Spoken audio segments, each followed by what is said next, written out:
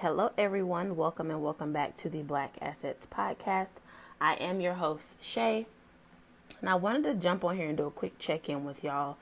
The last time I spoke to you guys, I believe I was finishing my course. My last day of instruction was on March the 6th. So since then, we got our links to take our final exam. It's due by the 20th at 11:59 p.m. Eastern Standard Time. I have to set aside time to take it just because I'm probably going to do it this Saturday, the 19th, go to the library and just set out 3 hours of my day in the morning time to go ahead and get it out the way. I have to pass the course with a 70. So I'm excited about that. I am a little nervous just because some of the math questions are, I don't want to say hard, but they are not easy to figure out. So I'm kind of nervous about that, but I know that I have full confidence in what I've studied and what I've learned. But I also wanted to discuss another topic. I'm sure you guys, if you've seen it, if you pay attention to the news, you've seen the information about Wells Fargo and the home loan refinance gap, where Black homeowners had the lowest approval rate by lenders nationwide in 2020, as well as the smallest number of applications. So basically, in the article, it talks about how Wells Fargo denied an engineer from Microsoft, even though he had a credit score of upwards of 800. And the problem I'm having is that this is something that we discussed in class about chapter 7. And it was such a raw emotion for me because it was disheartening for me at first. I'm just going to read you a snippet from the article. It says the U.S. Justice Department has hammered banks for lending practices that tend to elevate costs for minority borrowers. After the 2008 housing crisis revealed discriminatory treatment, authorities unleashed a wave of penalties against U.S. lending giants. Wells Fargo agreed in 2012 to pay more than $184 million to settle federal claims that it unfairly steered Black and Hispanic homeowners into subprime mortgages and charged them higher fees and interest rates. The bank didn't admit to any wrongdoing and said at the time that it treated all customers fairly, regardless of race.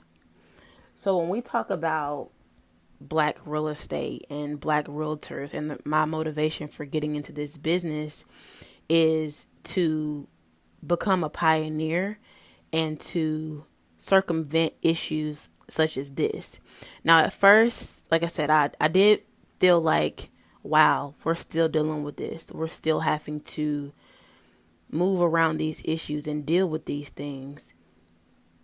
But then I moved into sort of a, not really victorious, but just understanding that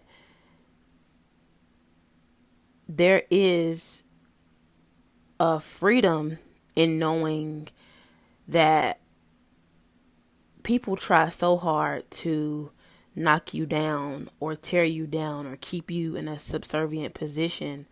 But through it all, that speaks more to their fear than it does to your essence, your being.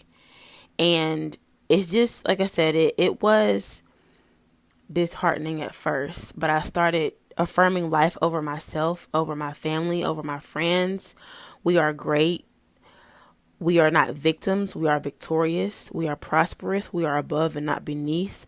We are Black excellence. Nothing can stop any of us.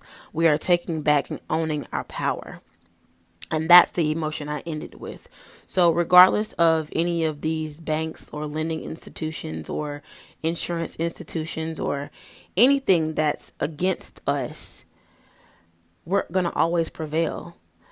A term that I read, it was digital redlining. They use neutral algorithms, which is a term that we learned in class, which was, like I discussed before, was redlining, where they would have a map and they would draw like a red line around certain communities. So, like I said, we just have to understand that we're going to always prevail. not be victims. Use this as a tool to educate ourselves and move smarter. Understand that there is a system in place to try to keep us second class citizens. However, we're always going to win. And I also wanted to just reiterate that and, like I said, affirm life over myself, cancel any negative energy, anything that's trying to rise up against me, my community, my family, my friends, my loved ones, anyone. And on that note, I'm going to end it. I want to thank you guys so much for stopping by. Thank you so much for listening. Feel free to share this, give feedback, present it, share it. And I'll see you guys in the next episode. And remember, no one can stop you. The only one that can stop you is you. Hello, everyone. Welcome back to the Black Assets Podcast.